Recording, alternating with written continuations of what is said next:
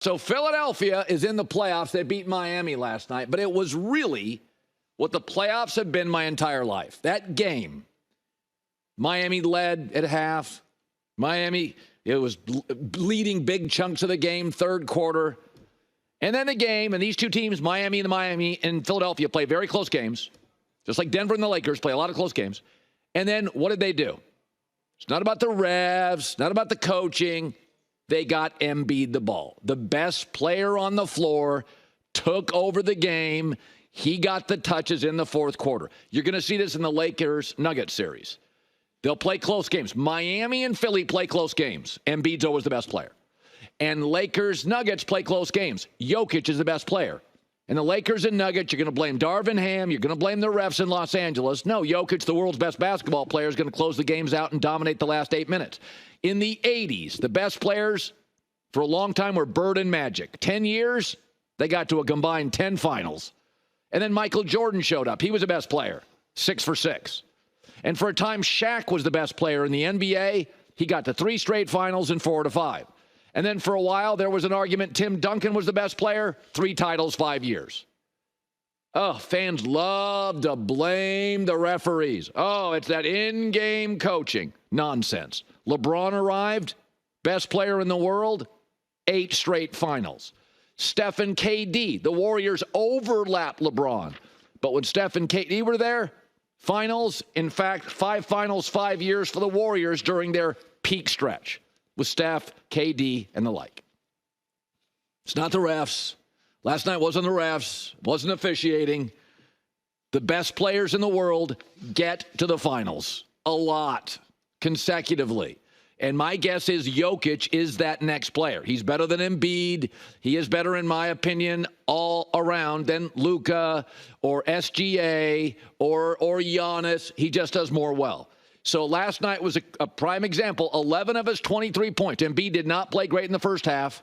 Remember, he's just getting the wind back, the cardio back. But here you went to the fourth, and Nick Nurse is like, let's get the best player in this game the ball a lot. It's not Bam. It's not Butler, who's banged up. Now, by the way, in the 70s, when I grew up loving the NBA, you did not have a dominating player as much as you know, like in the 70s, it was a bunch of different teams winning a bunch of different stuff.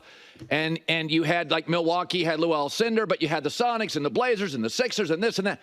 And in the end, when you generally get a dominating great player or two, they're going to dominate these playoffs, and they're all going to look like last night.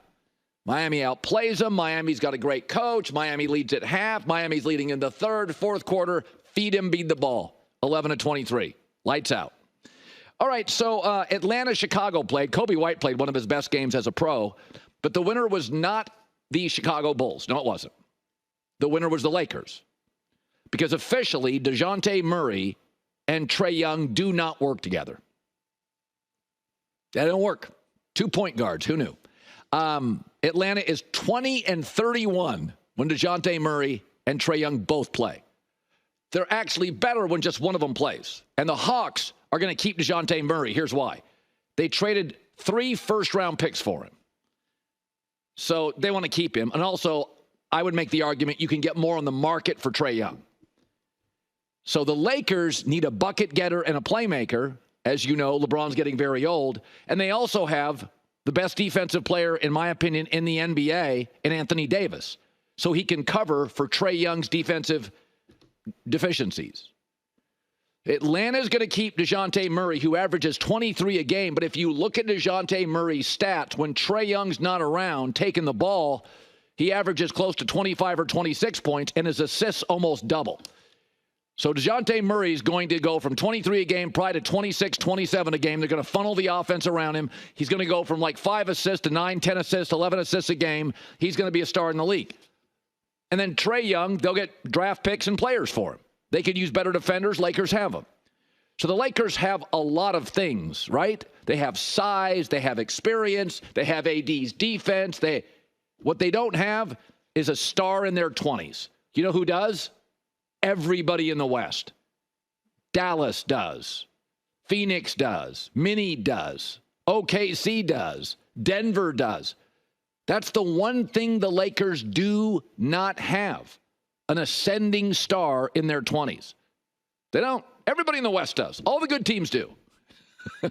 By the way, the Warriors, Sacramento does. De'Aaron Fox, Dallas and Luka, OKC, SGA, Minnesota, and Edwards.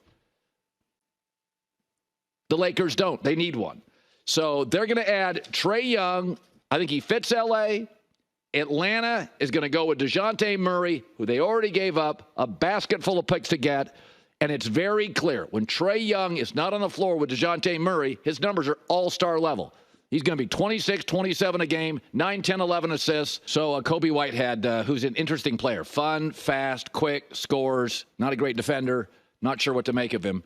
But that game really last night, that was about Atlanta coming to terms with, yeah, this thing doesn't work. Trae and Dejounte Murray, it doesn't work.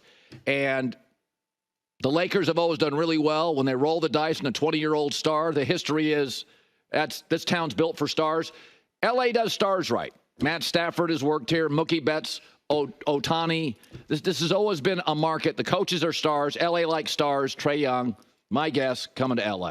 Hi, everybody. It's me, Uncle Colin. Subscribe here to get the latest from the herd, including exclusive behind-the-scenes videos and more, wherever you may be, however you may be watching. Thanks again for making us part of your day.